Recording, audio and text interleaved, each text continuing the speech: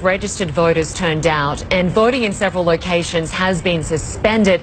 The Constitution says all constituencies have to vote. Surely that alone makes this election illegitimate.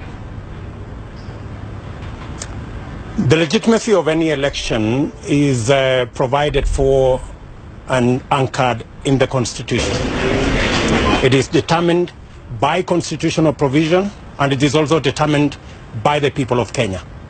On all constitutional fronts, whether you're talking about 50%, as is required by the Constitution, of voters who voted in the election, you must win 50%. We have already surpassed that threshold. 25% in 24 counties. We already have 44 actually counties where we have 25%. That means, in terms of the Constitution, the legitimacy question is already answered. Secondly, on matters to do with turnout, it is incorrect for Mr. Odinga to say 3.5 million voters turned out. In fact, 7.5 million voters turned out, and that information is available to the general public. In fact, CNN can Google the IEBC portal, and they will find that what Mr. Odinga is saying is incorrect. Of course, he wants to peddle a narrative that suits his political narrative.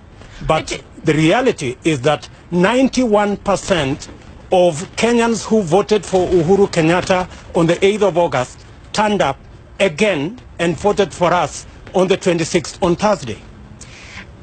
But the chairman of the electoral board, the IEBC, said just over 6.5 million people voted. Where does the 7 million come from? That doesn't add up.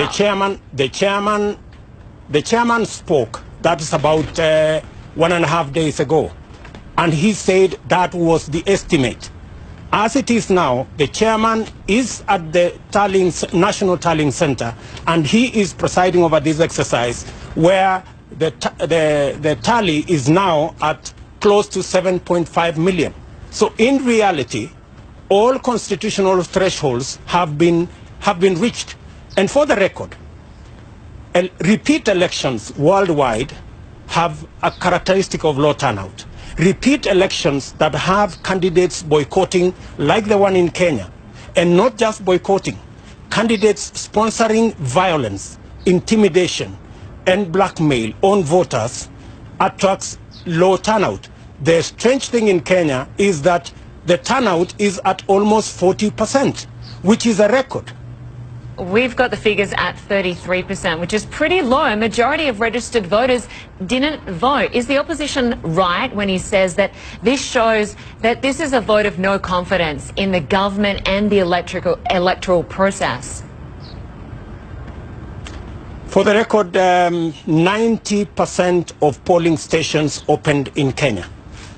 91%, 7.5 million Kenyans woke up early and went to vote.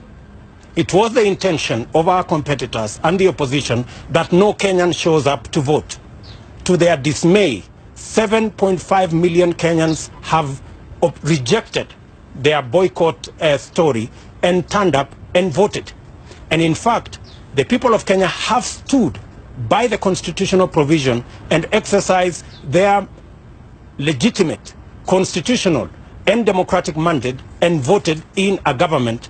And shortly, we will be having a declaration and finally a swearing in as far as or in accordance with the Constitution of Kenya. So the opposition narrative was lost and defeated because it failed. Mr. Ruto, there are huge concerns about the numbers that you're throwing about. More than 7 million people, you say, voted for your party. We still have, I just heard from my producer, the word is that it's still 6.5 million people voted in this election. 70%, about 70% of the population of registered voters did not vote.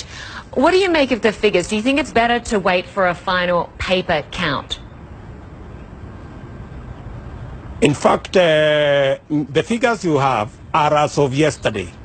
The figures we have as of now is 7.5 million. Should there be a final paper count vote?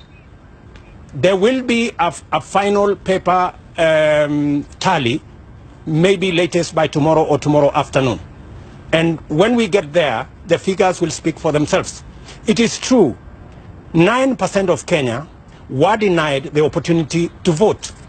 And they were denied the opportunity to vote because of violence sponsored by our competitor in his region, where citizens were denied the chance to vote by organized militia that ensured that election officials and election materials never made their way to polling stations. Mr. And then they want to allege that the people of that region did not want to vote. If it is true that the people of that region did not want to vote, let them remove the militia. Let them allow ballot papers and ballot boxes and election officials into polling stations, and let us see whether Kenyans in that region will vote or not. But to organize violence against innocent, ordinary citizens and pretend that they have refused to vote is the worst kind of injustice that can ever be. Mr. Ruto, we'll have to leave it there for now. Certainly many more questions I have, but we'll have to leave it there for now. Thank you very much for your time. Thank you very much. Thank you very much.